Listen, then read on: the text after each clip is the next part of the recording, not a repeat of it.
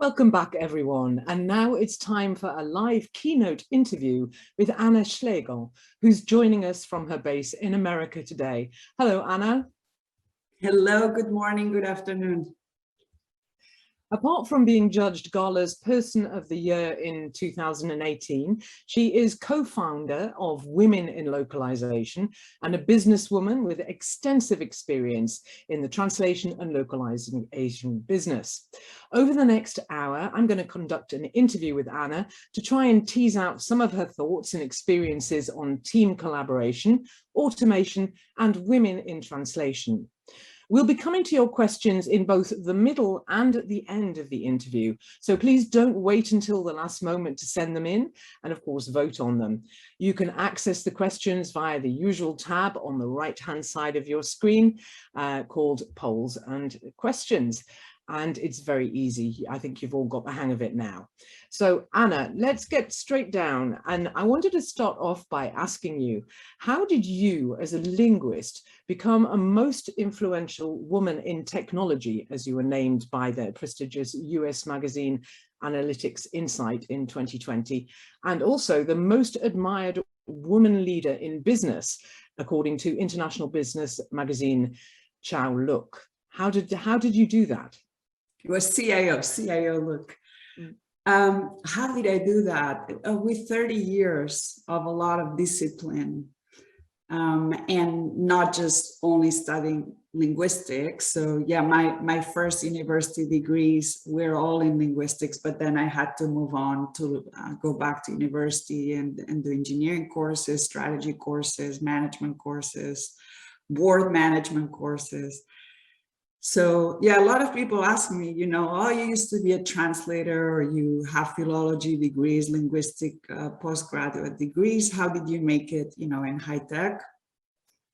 And the answer is getting into high tech, right? Like studying virtualization, studying how routers work, studying how data centers work, global infrastructure, learning how to be an executive. You actually, you know, that doesn't come naturally. So you have to, I went to college for that. So I think I average 2, 3, 4, 5 degrees a year, right? To get to this stage. Gosh, that's a lot of studying and actually a lot of also, I imagine, financial investment as well. Yeah, and sometimes the companies that I have worked for, you know, I've worked for top 100, 500 Fortune companies. They invest a lot in your career, and it's to their advantage that you're very, very strong. And sometimes I have found courses, and I co-founded Women in Localization, and I'm the chair of Aula Magna Business School. So I'm always surrounded by learning. I didn't get here just by being a linguist, obviously. So you would advise people to actually make the effort to actually study. You think that's important to be able to then move on in their career and maybe look at other areas, not just pure translation?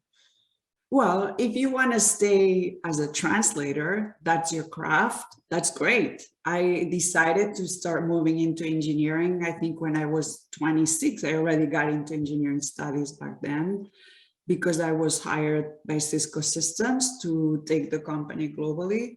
And I had to take all the certificates around networking technology, right? So I went from being a linguist to kind of being an engineering and technology. And that's what I chose. It's not for everybody, you know, and I've not always been a super executive, right? It's been more the last 10 years, I would say. The first 20 years, I was, you know, when I got into high tech, I was 23. And I was a translator. I was not a translator. My background is in philology. But very quickly, I got very excited by operating systems. And the first machine I worked on was for Silicon Graphics, where they were trying to take the machine into Germany in the 90s. And not only did they need the technical publications translated, but the actual operating system wasn't working right. So that's how I got in, right? Like okay, so how do you take an operating system around the world? Okay, very interesting. As you say, perhaps not a path that everybody wants to move down. That's right. Now, this Translating Europe Forum is about collaboration in the times of automation. And so let's move on to the idea of team collaboration. Where do you see translators and translation fitting into business models and companies right now? Such a good question. You know, in the 90s, translators used to be part of translation teams. In the early 2000s, we became localizers. You know, the word has evolved. And then I think companies started to understand that localizers actually could help companies quite a bit by going global. Going global means international revenue. And so I'm more of a business person. I had to evolve to be a business person.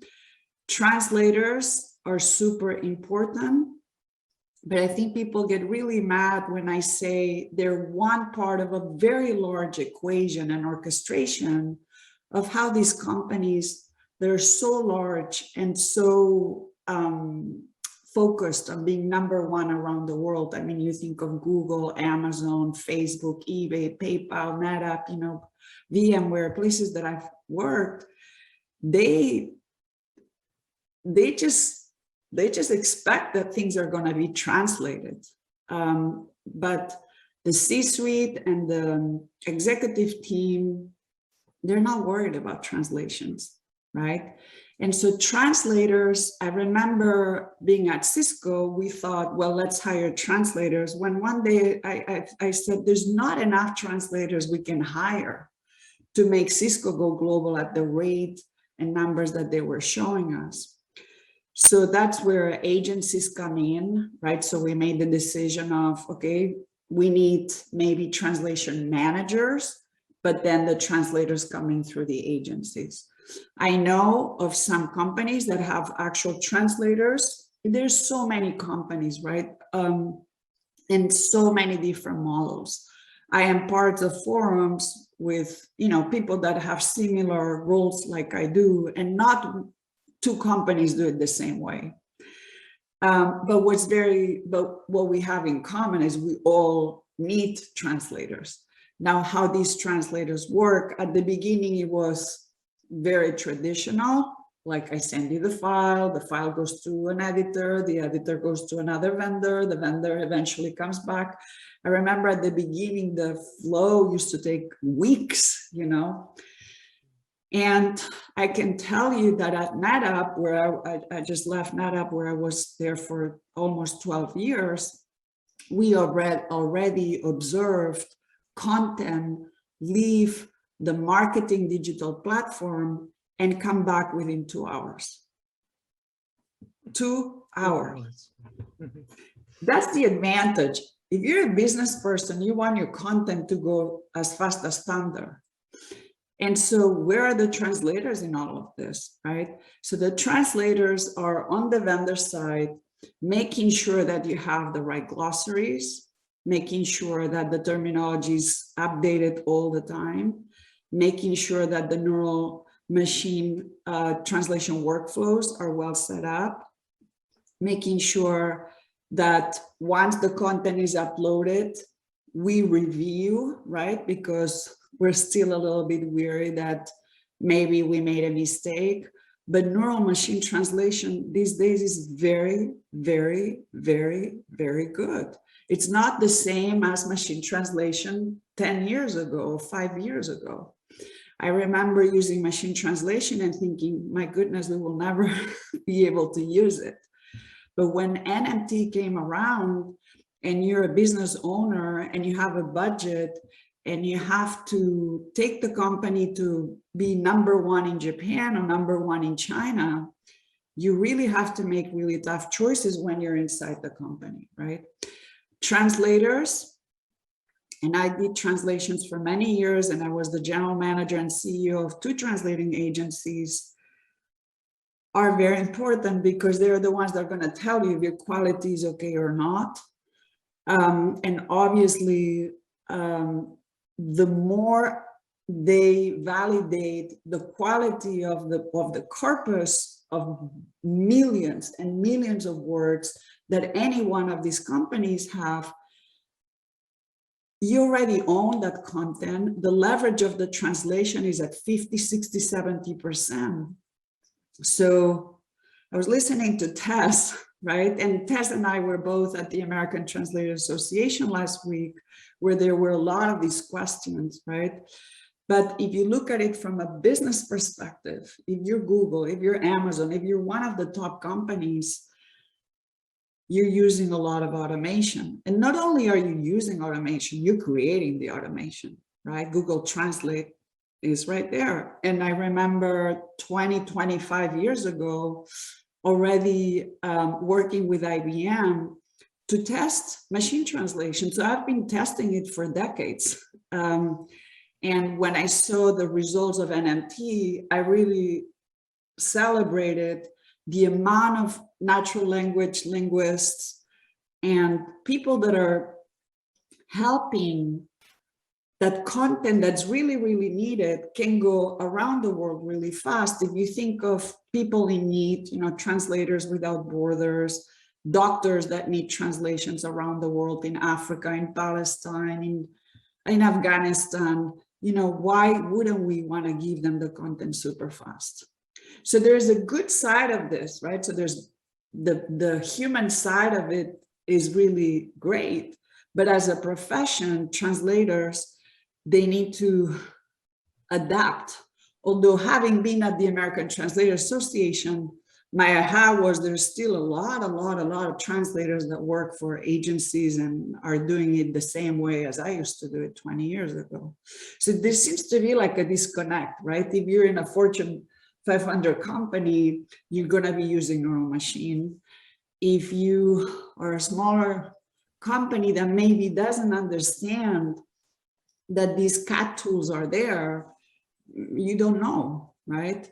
And so, and also I speak at a lot of universities, a lot of linguistic universities where they've never even heard of machine translation. So I think we're a little bit all over the place. But then Google Translate is very, very well known, right? And people don't understand what's behind Google Translate. Exactly. Yeah.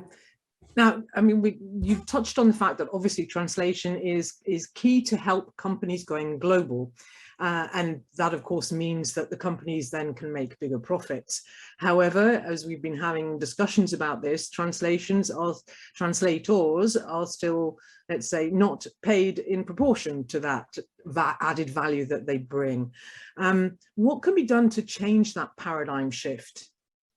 I don't know. When I came to the States, I was 23 and I created a translating agency. And very quickly I saw within the first years that people were bargaining for the money of like cheaper and cheaper and cheaper. That's when I knew I had to get out of this business. I alone couldn't fight this, right? And so that's when I decided to make the move into going into the enterprise side, because if you are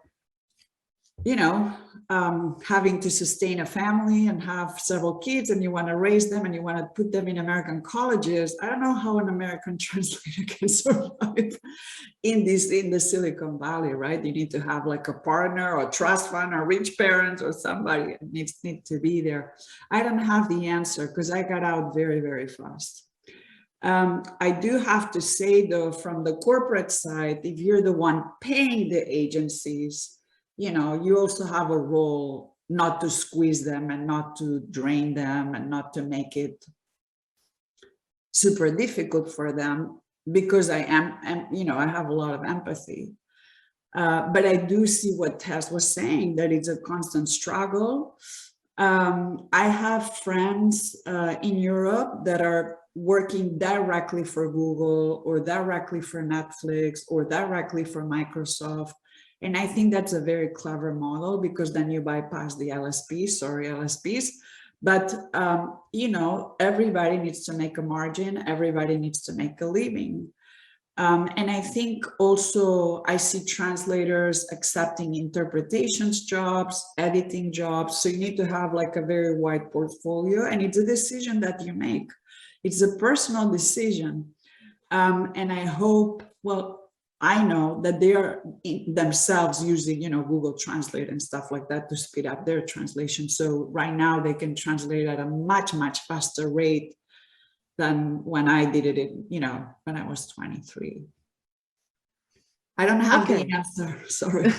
I know it's a difficult one, and don't worry, we're not expecting you to come up with the absolute solution, but you know, all ideas are most welcome. We're going to be coming to some questions shortly, but we haven't had any questions sent in. I think everyone's so listening to what you're saying, so do please send in your questions and vote on other people's questions in the usual way. But now I'd like now to turn to the topic of automation.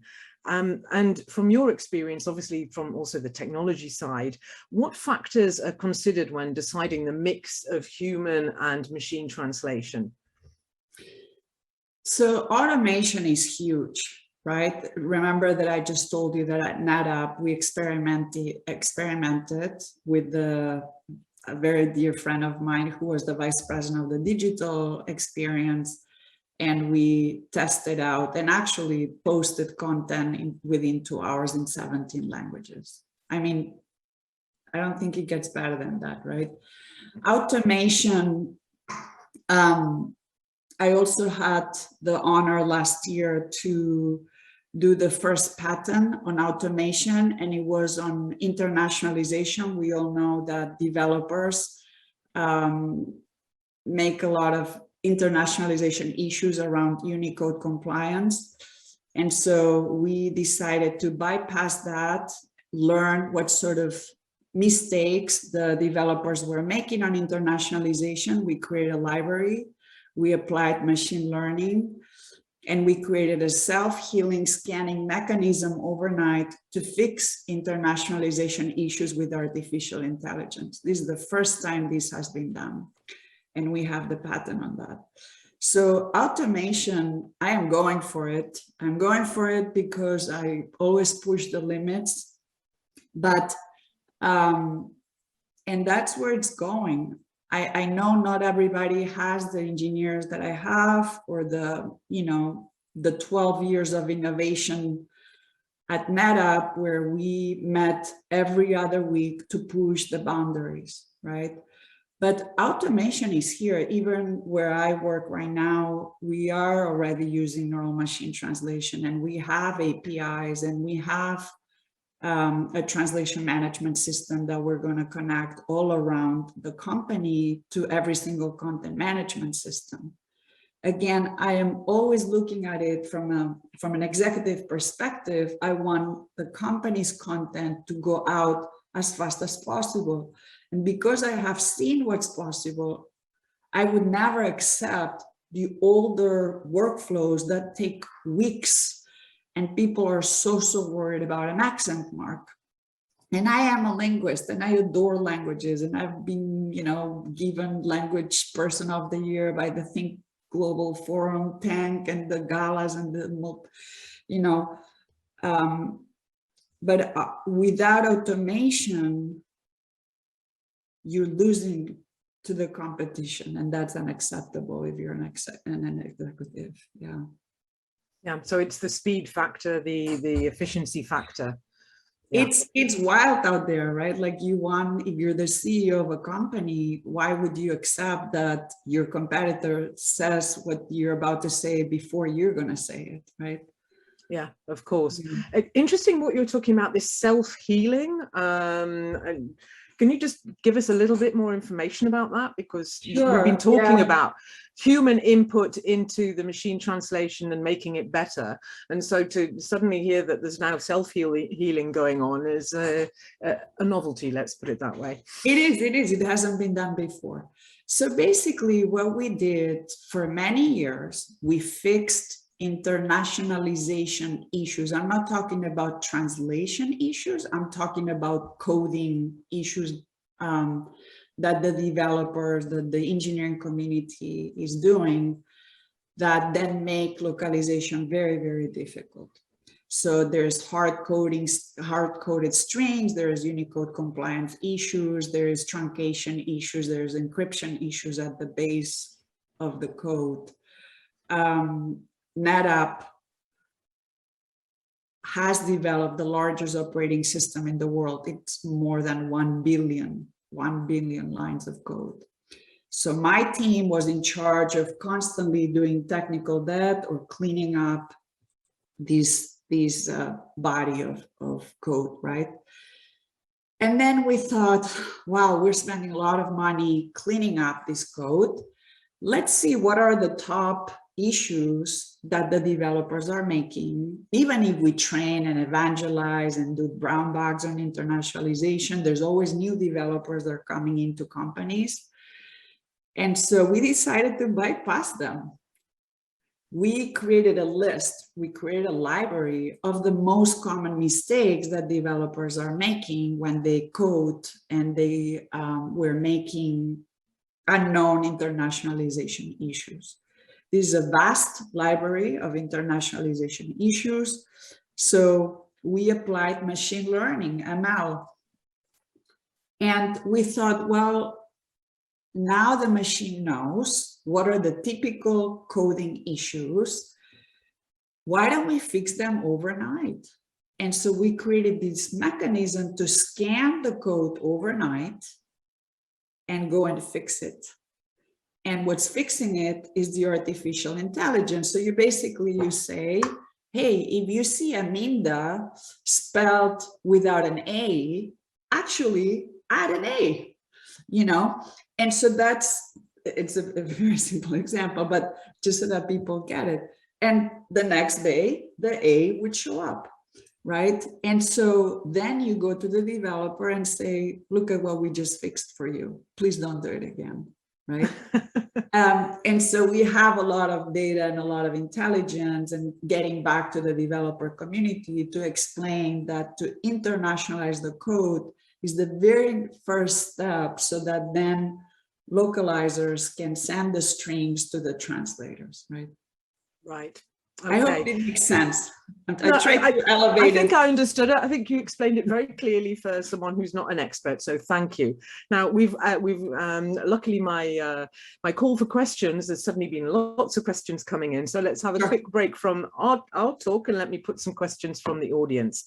So the number one that we have with 12 votes at the moment is from Edith, and it says, what is your view on the trend towards good enough for translated texts, even for external communication, driven by MT with internal post-editing by employees? Thank you, Edith. Yeah, that's a really good question. So good enough, the way we thought about this with my teams at several companies is we created a global content strategy. And so, for example, there's content that has to be great, right? So banners for an airport, a press release from the CEO, the homepage of a website, the quick guidelines of your top products. That content needs to be perfect. But companies create so much content. For example, there's third layer taxonomy level, fourth layer taxonomy levels, quick knowledge-based articles that can take good enough. You cannot afford, companies don't have the money to create great content everywhere. It's silly. And you don't, if you're a CEO or vice president, you don't want to invest everywhere the same. So what we do is we create this global content strategy to map what does need to be excellent content, right? So the user experience of your top products needs to be excellent. That cannot just be like good enough, right? Where it could be good enough is if you're in a closed internal pilot, maybe you can start with MT, right? But the minute that you open that beta or you go GA, then the content needs to be better. MT can be used just to test out UX designs or to do A/B testing. So that can be good enough. And again, translation teams, localization teams, globalization teams inside any corporation have a limited budget. So people need to understand that, and that budget sometimes gets cut because they understand you can apply automation. So that's where good enough, you need to be very clever, right? You can't just be translating at the same quality and expense everywhere. And that actually goes into the next question with the most votes, which is from Dragos. And it says, between a quicker, understandable literal translation and a slower, more nuanced alternative, does the former always win in your team? Between a quicker, understandable literal translation and slower. I mean, I think you've kind of answered it in a way, because different content needs different kinds of translation. Yeah. So for example, in that global content strategy that I was talking about, a slower, more nuanced translation is the rare times we use transcreation. If this, if I were Nike, or if I were Adidas, or if I were, companies that are really heavy on slogans, you have to watch out, right? I am coming from high tech, VMware, Cisco, NetApp, where we're talking about servers and telecommunication and routers and data centers. These terms are not so nuanced. Like everybody, the word server is not a problem to translate, right? The word router is not a problem to translate. But if I was the head of marketing at Gap or Benetton or Zara, well, you need to slow down and be very, very careful, right? Even at the ATA last week, there was a translating agency that had a big banner at the ATA with an American slogan. And I'm like, why are you doing this? This is something that only Americans understand. And I think Tess was talking about some similar example. That's where you need to slow down, right? And you need to transcreate, and you need to make sure that they're going to get it in Italy, that they're going to get it in Argentina. So that's where you need the real marketing translators, making sure that you're passing the same message, but localized, right? Okay, fantastic. And we will go to one more question, and then we'll move on to another subject for a second. And we'll go to the question from Miguel. How good can neural machine translation get? And do you see any limits to its development? Neural MT is excellent, and I don't see any limits. Okay, and that was a very quick answer. Thank you very much. Yeah, I mean, especially neural MT depends on how you trained it, right? So if you've been spending years paying to review and edit and over edit and work with country managers to highly curate content, you have an incredible translation database that then NMT can learn from. So you can make it really beautiful, but NMT will be as great as the investment that you place in it. And so companies that have paid huge millions of dollars to pre-translate content before NMT was here, and it was highly curated, and the quality managers were really paying attention, and you have beautiful glossaries, NMT is going to be really awesome, but you have to have curated before. Okay, good tips. Thank you. Okay, well, I think rather than going to any more questions, please do keep sending them in, because we'll be coming back to them in a moment. I wanted to kind of change topic and move on to a different issue.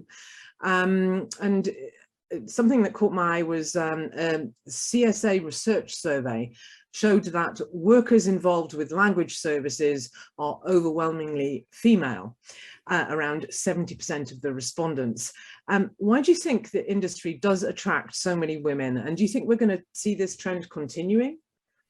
Yeah, that survey, I'm so proud of that survey, because Women in Localization and Common Sense Advisory, and I think there were a couple other associations, we did it together, but we co-sponsored it together, and there were thousands of answers. And yes, it came that women, it's a good profession for women, and it was a very good profession for me to start a translating agency. It seemed doable. I think we're very good networkers. I could run it from my house at the beginning, and then I ended up renting an office. If you have kids, you know, it can be flexible. We have to think that a lot of women, female CEOs, in the localization, globalization space are moms, single moms, you know, and many don't have any kids, but it is a way of making a pretty good living. And we saw that last week at the ATA, where we had a get together for women in localization. I was sitting and was surrounded by female CEOs, and they're all very successful. And I asked all of them, you know, do you make a good living? They all look very presentable, very happy. They had, you know, traveled, and they have teams that are helping incredible companies around the world. It is very female. Now, when you come to the corporate side, it's a whole other story, because you're now dealing with business people.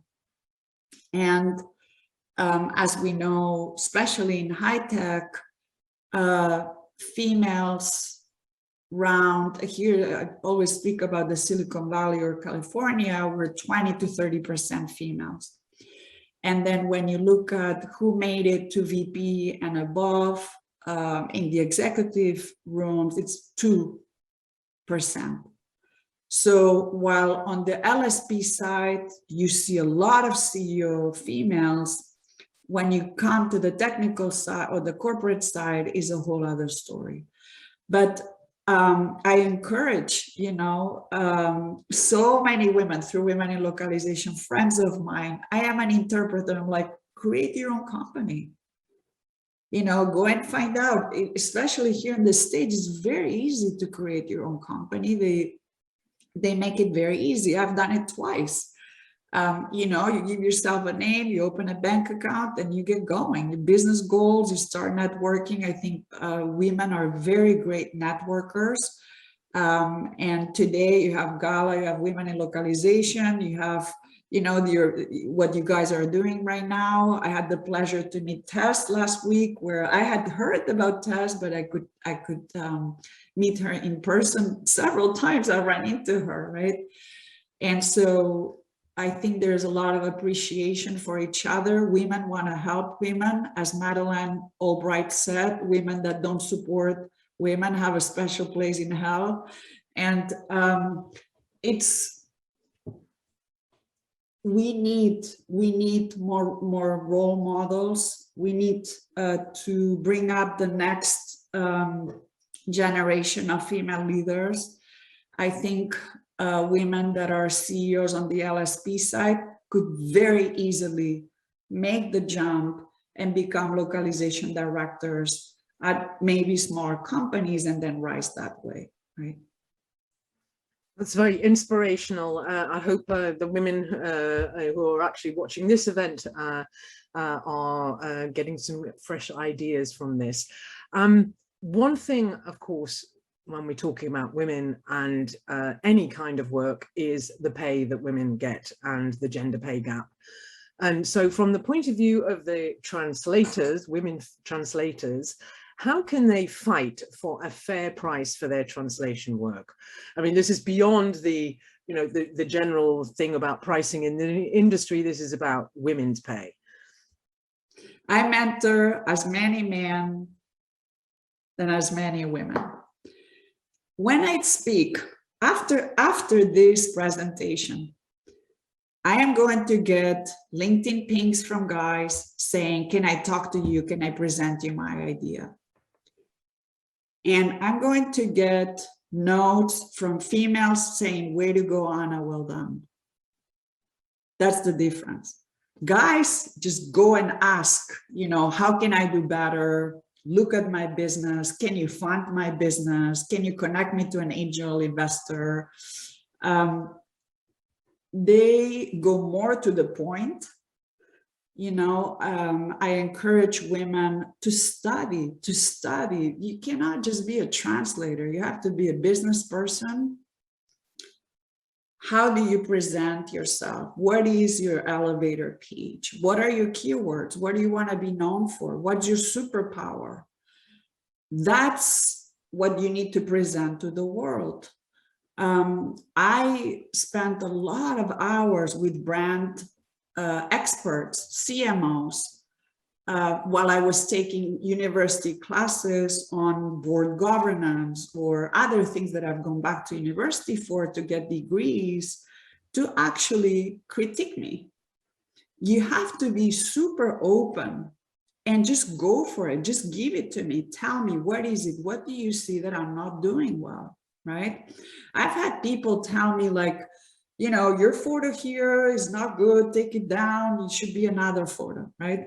Or the way you're presenting yourself on LinkedIn is not good. And then I go and ask the guys, I have a lot of male mentors. How am I appearing to the male community? Because I wanted to get into boards and do certain things. They are so honest, right? And you listen, and then you do what you think you have to do. Slowly, slowly, slowly, slowly, slowly. You cannot get steady.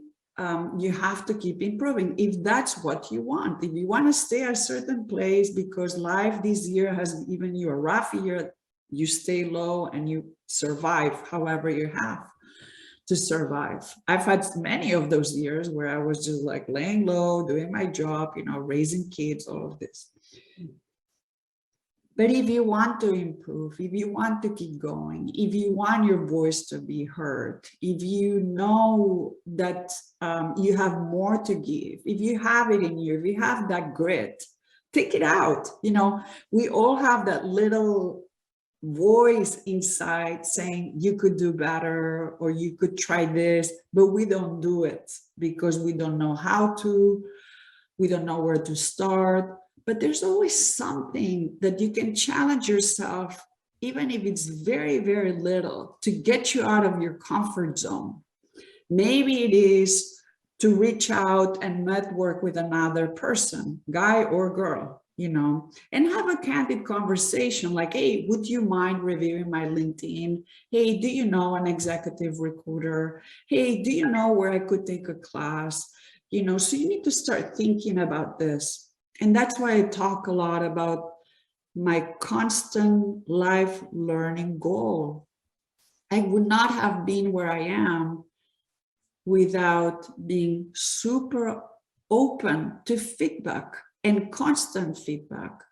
At the beginning, when people would give me feedback, you know, my initial reaction was like, you know, I'm not going to say it. And now I'm like, thank you. It's a gift, you know, that I'm getting. And in fact, it ties in with something that Tess was saying about getting evidence, and actually feedback is part of that, you know, and not just necessarily praise, but that's good for your LinkedIn profile, etc., but also the learning side of it too. Very important.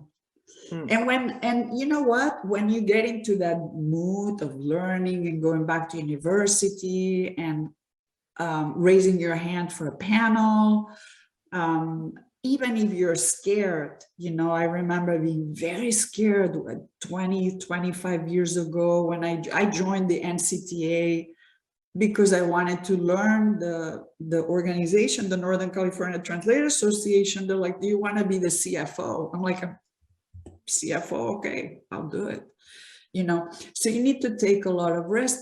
The more you place yourself into the conversation, the more ideas, the more you see, the more you learn, the more you can mimic, right? I learned to mimic a lot of other people, and then you build, you know, your own style, obviously. Great. I've got one last question on this gender pay gap, and then we're going to come to, we've got plenty of questions from the audience, so we're going to go back to them. But, you know, the gender pay gap is not just about women fighting for equal pay, it's also about the people in decision-making positions doing something about it. What do you think, you know, people in positions like yourself, and what can they do more to support women? Yeah. So this is a very big topic inside, I would say, the companies that I have worked at, which are Fortune companies, and even now at Procore, where there is a head of human resources that is very aware of the pay gap, and you know, if there's yearly raises or there's bonuses, there is a study, right?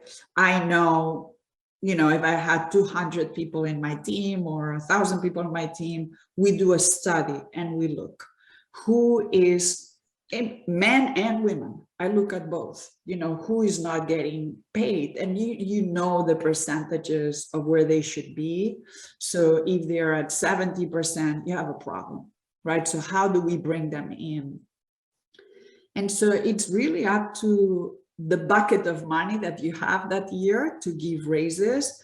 And then sometimes you have to escalate to the corporation and say, I don't have enough money to bring this person to the midpoint range because that's where they belong, right? Very important that when we take a job, we don't undervalue ourselves. So do your study of what you should get paid. You know, there's websites like Glassdoor, they're going to tell you what you should be getting paid. There's a number of forums on Facebook for women in technology, women in this, women in that, where you can ask, you know, would you have a virtual coffee with me because I have some salary questions. I have never seen women be more open than ever before of sharing salaries, which it was not always the case, coaching others, because the pay is not just your salary, right? The pay is, are you going to get any stock options? Are you going to get a bonus? Are you going to get a sign-on bonus? Do you have enough time to be with your family? Not everybody, okay, maybe I need to take this back. Everybody is very concerned with what we get paid, but there's other things. There's people that really value time off, right? So that's also very precious. So you have to take, when you change jobs, that's a very good time to think about what's your worth and to show respect for yourself. Don't go and work for a place that is not is not willing to pay what you should get, you know, what you should get. I know that sometimes we take jobs just because we have to feed our families. I have done that. But boy, was I quickly finding another one and left very fast because the other place was going to pay me better and I had to raise my kids, right? Also, what I would say as a female, if you feel that you're not getting paid enough, you can always ask your manager, ask HR, be brave and say, hey, it's okay to ask. And I had women, so I was the head of women in technology for 10 years here, where I said, go and ask. And in many cases, the women were getting paid more than the guys. So pay gap is real, but you need to go and verify it, right? There are countries like the UK that make it mandatory to do a study, report it, and address it. And so I followed that. In a couple of years, females in the UK, we compared, you know, levels. The guy and the girl are more or less doing the same job. The guy was getting paid 30% better than the woman. That's a huge difference. So, okay, now what are we going to do about it, right? So the next year, the female was at 15%. The second year, they were at the same rate. So you have to attack it. You have to put effort, and you need allies in HR and in the management, you know, ecosystem to identify, you know, Anna and Aminda are not getting paid enough. What are we going to do? And you need to show progress, right? Okay, interesting. And the thing about not asking, I come from the north of England, and there's a phrase that we have there, which is "shy bairns get nowt," which basically means shy children don't get anything. So if you don't ask, you won't get. And I think that's... Yeah, and this is why it's so important to learn how to speak to executives, right? We have to be very careful how we ask questions. When I started learning English, one of the first sentences or phrases that I learned that has never left my brain is, "He who has the gift of gab has the power."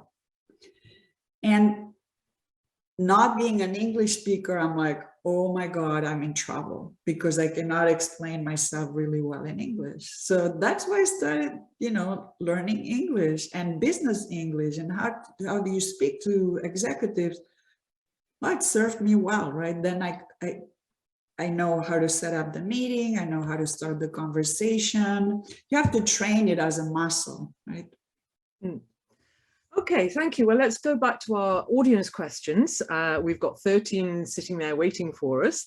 I don't know if we'll be able to answer them all, but let's go with the top one with 11 votes from Anonymous, which asks, in this drive So I'm for going to efficiency... go, yeah, I'm going to go quick. So the big companies is not moving TMS in-house, but we're going through LSPs. Mm-hmm. Having degrees in translation studies cannot guarantee that somebody will be absorbed. What will be absorbed is your attitude and your business savviness and the speed that you'll be able to understand the company that you're going to go and work for. So just saying that, hey, I have studies from the Monterey Institute, or I have studies from Stanford, or I have studies from whatever, you know, linguistic university in Barcelona is not enough. It's how you're going to present yourself, how you're going to interview that are going to get you in those companies. Okay, thank you. If a better way of post-editing came about, would the clients lend a hand in persuading tool providers to implement the additional tech needed for that? Yes, I think that that's what we were aiming at NetApp, where remember I was talking about the 2-hour turnaround of content that had me like, wow, and speechless.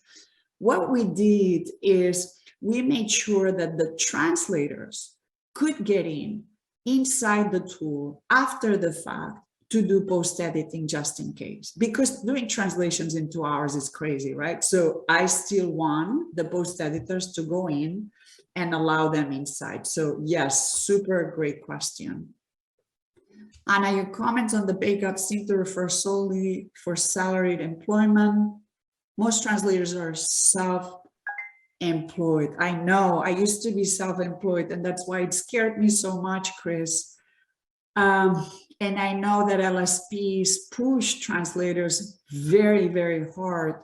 And that's why I was referring to a couple of friends of mine that work directly for Google or that work directly for, you know, other companies. I think you need to have like a portfolio of different revenue streams of working for LSPs, working for your direct clients that maybe are not tech giants, but are smaller companies that really need you. Public sector departments are going to need you. So just don't stick with the LSPs. Sorry, LSPs. But, you know, when I was in this position, when I was a translator, I took everything that I could. I went to the San Francisco City Hall and I said, you guys need translators, right? And I got their account. So you have to think as a business person that you're going out with your briefcase of who else do you need, who is paying you better, and make it like a constant exercise. Ellen, many clients insist the LSPs use a specific tool instead of letting the experts decide. Not every cut tool is, oh, yes, I know, because LSPs have to work with the tools that we have, right? For example, at Procore, we have SmartLink, so everybody has to learn how to use a SmartLink. I don't know how that works on your end, but if you're at the corporate side, you expect everything going through the tool of the corporation. As a student of translator studies, I'm interested in how to determine the price for our service as translators to be both affordable and acceptable for us. I would say join the American Translator Association or the ATA, joint translation forums. They're going to tell you how to price. Reach out to Tess. I'm pretty sure that she's going to be much better. I don't know right now what I would charge. I haven't done that in a long time. Could you elaborate what internationalizing the code means?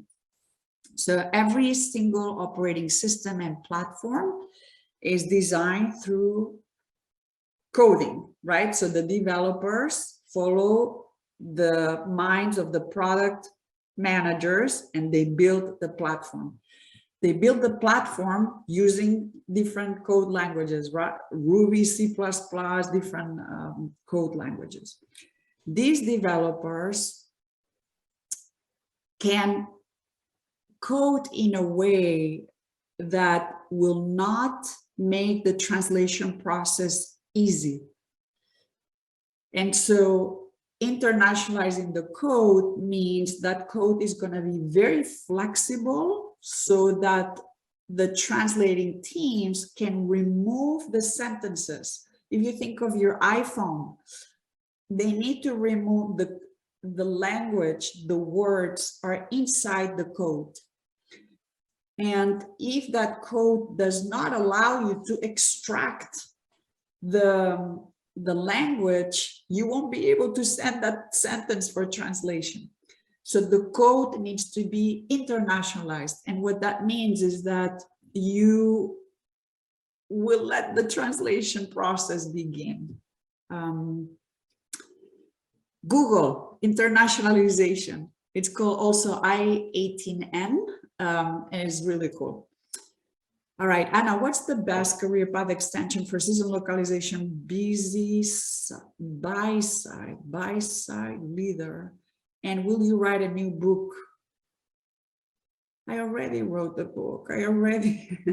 So I wrote a book that's called Truly Global. I did the second version this year. It's called Truly Global. It is for localization veterans. And the best career path is to keep offering value to your business. So maybe you get to support the engineering team. Maybe you get to support the content strategy team. One very natural way for localizers that have made it inside a company is to start supporting the authors, right? Because if you author well, if you can partner with the content teams, the technical publications team, that's a path for career extension. Anna, we're coming towards the end, so we can't answer all the questions, but I think one of the ones, the second one we've got down here from Anonymous, how can a translator student start working on marketing? I think that might be a nice one to finish these audience questions with. Well, I would look for marketing agencies, maybe. Join Women in Localization. Women in Localization has so much content on marketing localization. Obviously, try to get in a marketing team.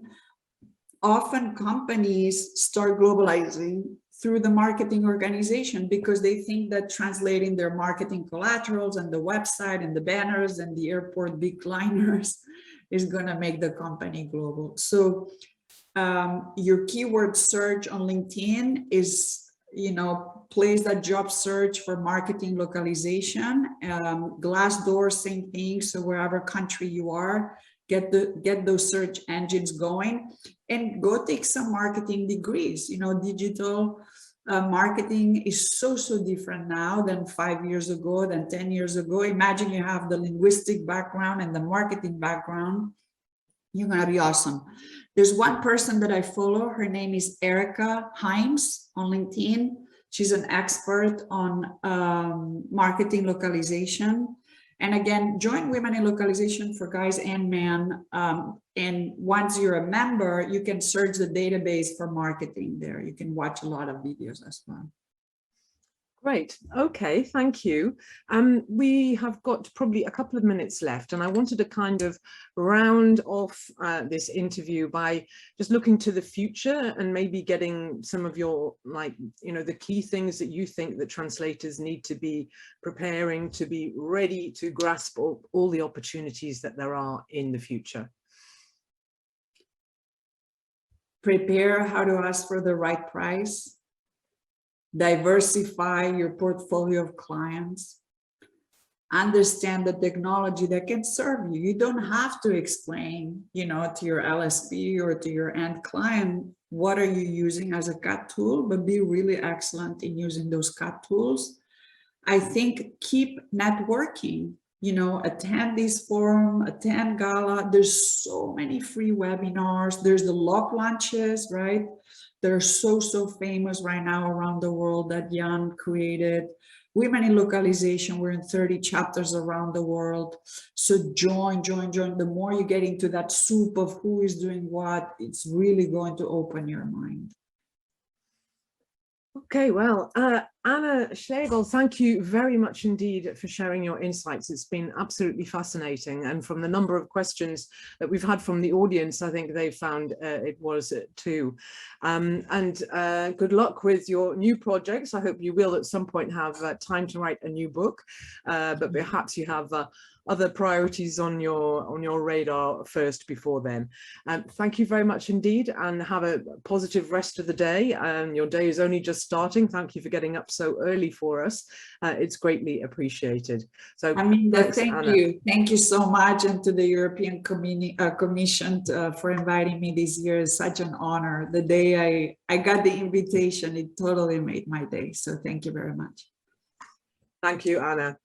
Okay, well, we are now coming to the end of the formal sessions of TEF today, but it continues in its networking mode.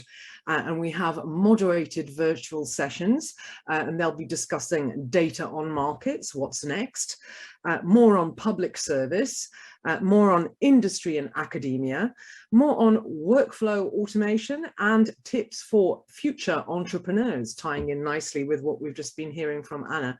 And some of those sessions will also feature some of the panelists from earlier on in the day, so you'll be able to have a chance to see them again. Of course, you can also take advantage while you're on the platform of doing that all-important networking. There are more than 2,000 people, in fact, almost 3,000 people registered. So try and reach out to them. This is your opportunity to make the most of that in a forum where you can have one-to-one meetings that are almost even easier than meeting someone over coffee, because you don't have all that noise, as I discovered when I had my one-to-one meeting with a participant earlier on. We were saying how much better it is and how much you can actually really focus on what you want to ask the person. So do make the most of that.